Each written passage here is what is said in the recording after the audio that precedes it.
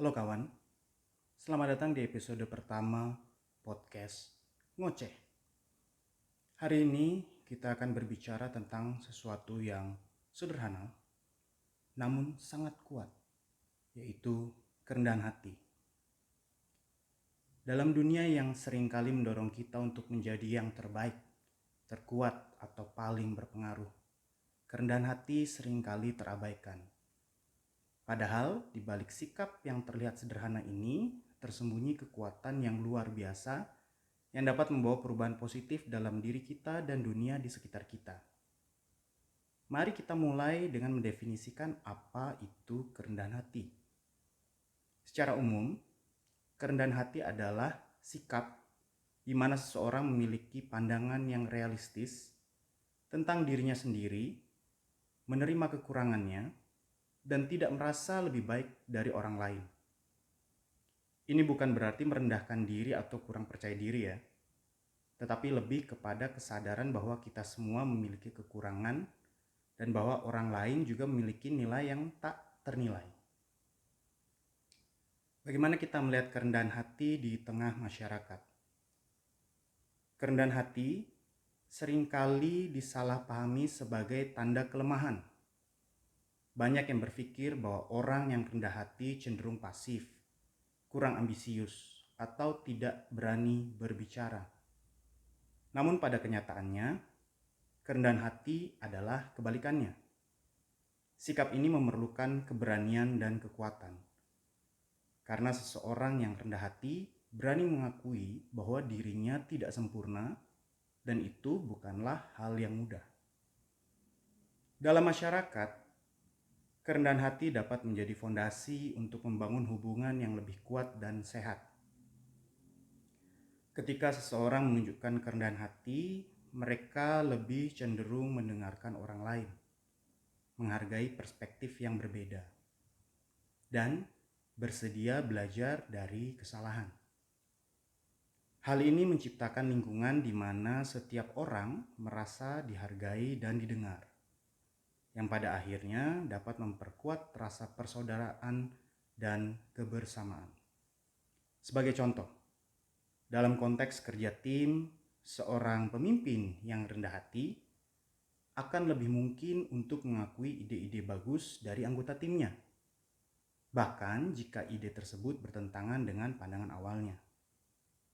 Ini tidak hanya meningkatkan kreativitas dan produktivitas, tapi juga memperkuat rasa hormat dan loyalitas di dalam tim.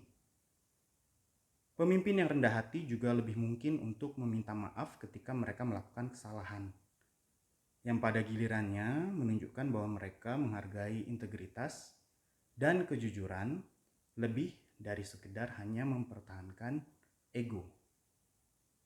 Kemudian, bagaimana kerendahan hati dalam kehidupan pribadi? Tidak hanya dalam konteks sosial, kerendahan hati juga sangat penting dalam kehidupan pribadi kita. Ketika kita rendah hati, kita lebih mampu menerima diri kita sendiri dengan segala kekurangan dan kelebihan yang kita miliki. Ini adalah kunci untuk mencapai kesejahteraan emosional dan mental. Karena kita tidak terus-menerus menekan diri untuk menjadi sempurna atau membandingkan diri dengan orang lain. Kerendahan hati juga memungkinkan kita untuk terbuka terhadap kritik yang membangun. Alih-alih defensif ketika seseorang menunjukkan kelemahan atau kesalahan kita dapat melihatnya sebagai kesempatan untuk belajar dan berkembang. Ini adalah sikap yang sangat penting dalam perjalanan pengembangan diri. Karena perubahan dan pertumbuhan hanya mungkin terjadi ketika kita bersedia menerima kenyataan bahwa kita tidak selalu benar atau tahu segalanya. Dalam hubungan pribadi, kerendahan hati memungkinkan kita untuk berempati dan memahami perasaan serta perspektif yang dimiliki oleh orang lain. Ini bisa membantu kita menghindari konflik yang tidak perlu, karena kita lebih cenderung mendengarkan daripada memaksakan pendapat kita sendiri. Pada akhirnya, kerendahan hati dapat memperdalam hubungan kita dengan orang-orang terdekat karena mereka merasa dihargai dan dipahami. Kemudian bagaimana kita melihat kerendahan hati sebagai sebuah kekuatan? Kerendahan hati seringkali tidak dianggap sebagai sebuah kekuatan. Namun sebenarnya itulah yang membuatnya begitu luar biasa. Seseorang yang rendah hati memiliki kemampuan untuk tetap tenang dan teguh dalam menghadapi tantangan. Karena mereka tidak merasa perlu untuk selalu menang atau membuktikan diri. Mereka lebih fokus pada proses dan pembelajaran daripada hasil akhir yang sempurna. Di samping itu, orang yang rendah hati cenderung lebih mudah diterima dalam berbagai lingkungan sosial. Karena sikap mereka yang tidak menghakimi dan terbuka membuat orang lain merasa nyaman. Ini memungkinkan mereka untuk membangun jaringan sosial yang lebih luas dan lebih mendalam, yang pada akhirnya dapat memberikan dukungan dalam berbagai aspek kehidupannya. Kerendahan hati juga membuka pintu bagi kebijaksanaan. Dengan mengakui bahwa kita tidak mengetahui segalanya, kita menjadi lebih terbuka untuk belajar dari orang lain dan dari pengalaman diri kita sendiri. Ini adalah kualitas yang sangat penting dalam menghadapi kehidupan yang penuh dengan ketidakpastian dan perubahan. Kebijaksanaan yang datang dari kerendahan hati tidak hanya membantu kita membuat keputusan yang lebih baik, tetapi juga memberi kita ketenangan dalam menerima hal-hal yang berada di luar kendali kita. Sebagai penutup, saya ingin mengajak kita semua untuk merenungkan kembali pentingnya kerendahan hati dalam kehidupan kita ini. Di dunia yang seringkali mengedepankan kesombongan dan ego, memilih untuk rendah hati adalah sebuah tindakan yang revolusioner. Kerendahan hati bukanlah tanda kelemahan, tetapi adalah tanda kekuatan yang sejati.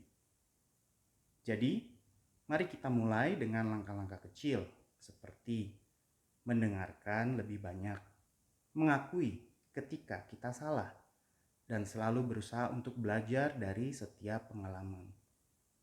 Dengan begitu, kita bukan hanya akan menjadi pribadi yang lebih baik, tetapi juga bisa memberikan dampak positif pada dunia di sekitar kita. Jadi, bagaimana menurutmu? Apakah kerendahan hati masih relevan sampai saat ini? Terima kasih telah menyimak episode podcast hari ini. Saya harap ini bisa memberikan inspirasi dan dorongan untuk terus mengembangkan kerendahan hati dalam hidup Anda. Sampai jumpa di episode selanjutnya dan jangan lupa, jadilah pribadi yang rendah hati dan kuat. Sampai di sini ya kawan. Kalau suka dengan apa yang baru kamu dengar, silahkan komen, like, dan juga subscribe karena sangat bermakna untuk channel ini. Tetap rendah hati, tetap belajar, dan terus tumbuh menjadi versi terbaik diri Anda. Sampai jumpa.